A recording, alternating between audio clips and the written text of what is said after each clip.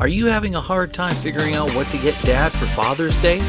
Shop now at sportshistorynetwork.com/row1 and save 15% off your order when you check out Row 1 Brand's Vintage Sports Pictorium Gallery. They have America's best sports art.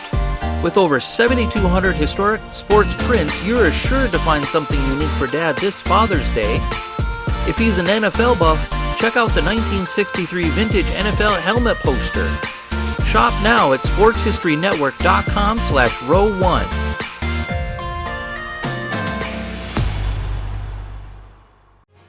This podcast is part of the Sports History Network, your headquarters for the yesteryear of your favorite sport. You can learn more at sportshistorynetwork.com.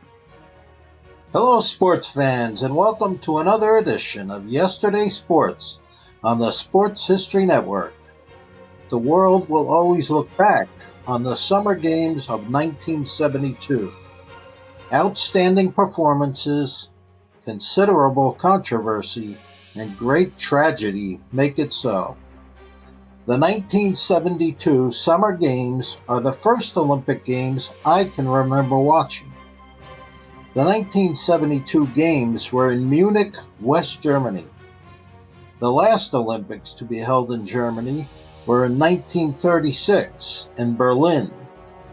Those Olympics had a dark cloud hanging over them as Adolph Hitler and his Nazis were about to start the Second World War. Things would be different this time. 36 years later, the 1972 Games had a hopeful motto: the Cheerful Games. Little did anyone know that the 1972 Summer Olympics would be anything but cheerful. Things started cheerful enough. Soviet gymnast Olga Korbut became a media sensation after winning a gold medal in the team competition event. She also won gold in the balance beam and the floor exercise. The 17-year-old Korbut captured the hearts of the world and was nicknamed the Sparrow from Minsk. In swimming, American Mark Spitz won 7 gold medals and broke 7 world records. He built on what he had done 4 years earlier, winning gold twice in the 1968 Olympics. Spitz's Olympic record, winning gold 7 times, stood until 2008, when Michael Phelps surpassed him by winning 8 gold medals. Another storyline of 1972 was when Rick DeMont of the United States had his gold medal stripped in the 400-meter freestyle swimming.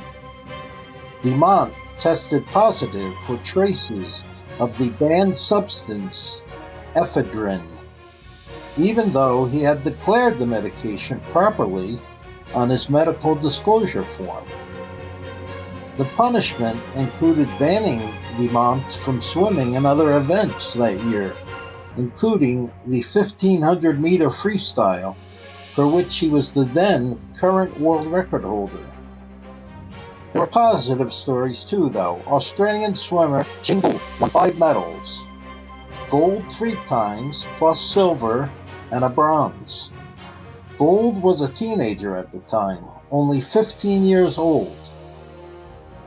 And USA wrestler Dan Gable won gold in the 67.5 kilo, 148-pound class without having a single point scored against him. No other athlete has ever accomplished that feat in Olympic wrestling.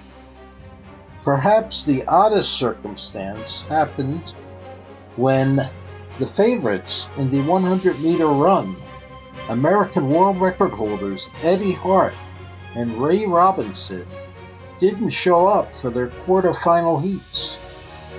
Sprint coach Stan Wright had been given the wrong starting time.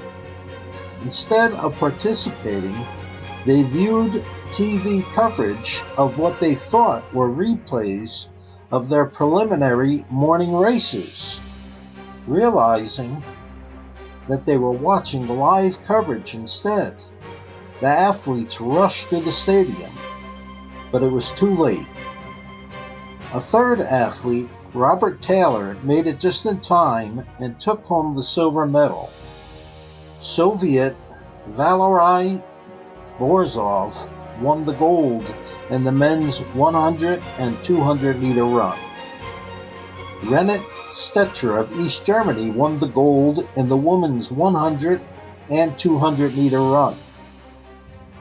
More controversy emerged in the pole vault competition when the new catapole used by defending champion Bob Seagram, an American, and Sweden's Kjell Isaksson was judged illegal because it contained carbon fibers. Given substitute poles, Isaksson was eliminated after failing to succeed with a qualifying jump. Seagram medaled, but he didn't claim the top prize as expected, winning silver instead. A follow-up investigation revealed that the confiscated poles did not contain carbon fibers after all. The Soviet Union was expected to dominate in weightlifting, as it had at the 1968 Olympics, but that didn't happen in the 90-kilo, 198-pound class. Top Soviet lifter David Riegert missed all 3 attempts in the snatch. That left the door open for Andon Nikolov of Bulgaria, who won gold, and the Bulgarian team went on to take the team title over the heavily favored Soviets. So distraught was Riegert over his failure that he banged his head against the wall backstage and had to be restrained by coaches. Those were just some of the experiences in 1972, as millions of spectators were enthralled by the intense competition. But then the unthinkable happened. Before dawn on September 5th, a Palestine terrorist group broke into the Olympic Village and took hostage 11 Israeli athletes, coaches, and team officials. 2 of the hostages were killed, and a standoff in the Olympic Village lasted for almost 18 hours. A botched rescue attempt followed, and the result was devastating. The remaining Israeli hostages were killed. Dan Gable remembers the time in his book, A Wrestling Life. I awoke in my room at the Olympic Village to what I thought were firecrackers that turned out to be gunfire. When my parents were finally able to get a hold of me, I learned that one of the Israeli athletes killed in an attack was the wrestler Elazar Halfin in my same weight class of 67.5 kilos. We weren't friends, but I knew him, and he was an outstanding wrestler and a great person. I had a lot of respect for him. Suddenly, the entire sad situation hit too close to home. With all that was going on, my whole family headed back home to Iowa as soon as we were able. Being Jewish, swimmer Mark Spitz also left Munich before the closing ceremonies under the advice of Olympic officials, who feared he would be an additional target of those responsible for the Munich massacre. How and why did this happen? It wasn't easy to wrap it around my 10-year-old mind. I didn't understand it any more than I understood the Holocaust. I had friends in school who were Jewish. My maternal grandparents and other relatives had left Germany for America shortly before the Nazi regime took over. How could anyone explain such hatred? All my mother could tell me was that hate was wrong, but it was a sad reality of living in this world.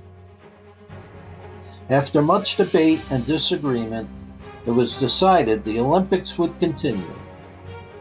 There were many events that I had been looking forward to, but now sports seemed of little importance. But the games went on nonetheless. Just 34 hours after the senseless murders, Soviet strongman Vasily Alexiev won gold in the super heavyweight weightlifting competition.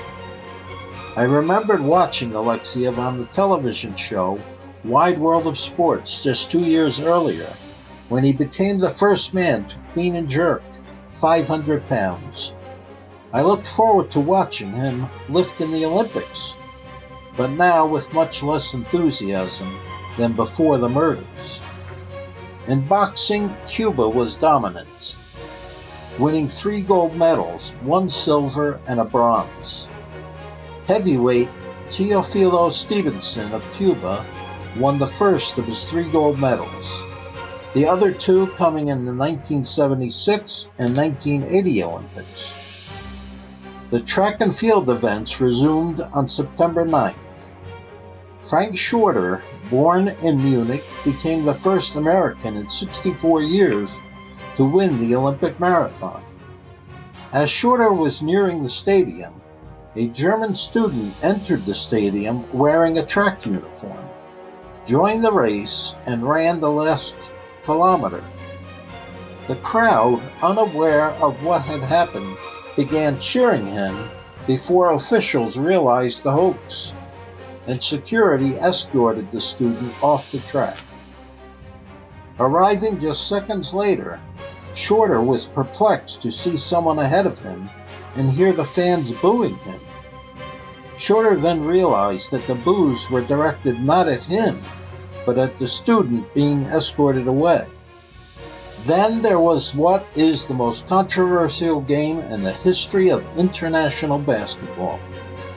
The United States lost to the Soviet Union in the men's final.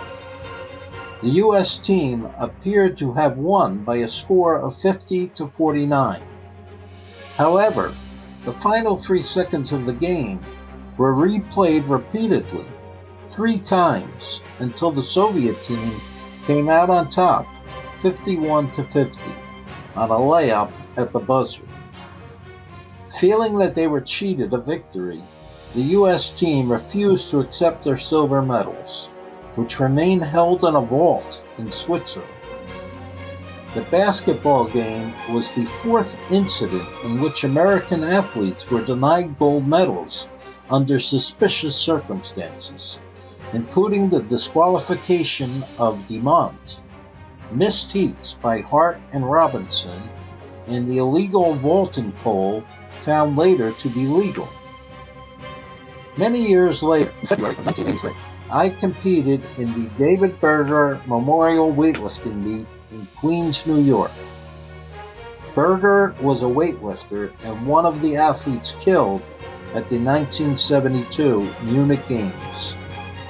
I didn't know much about Berger initially, but I learned that he had lived in New York for a brief time.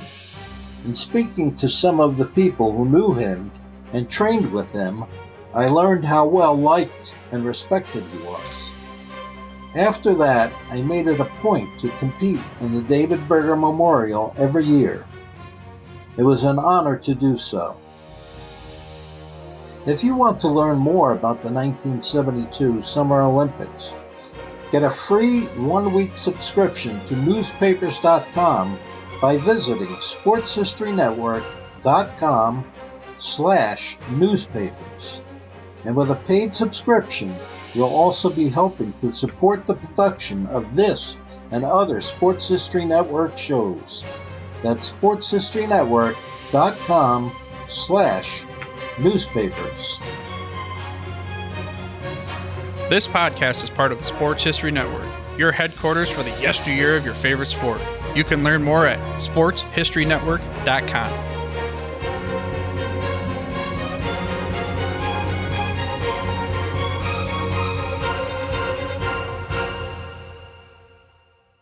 We here at the Sports History Network proudly partner with 26 podcasts, all revolving around the history of sports.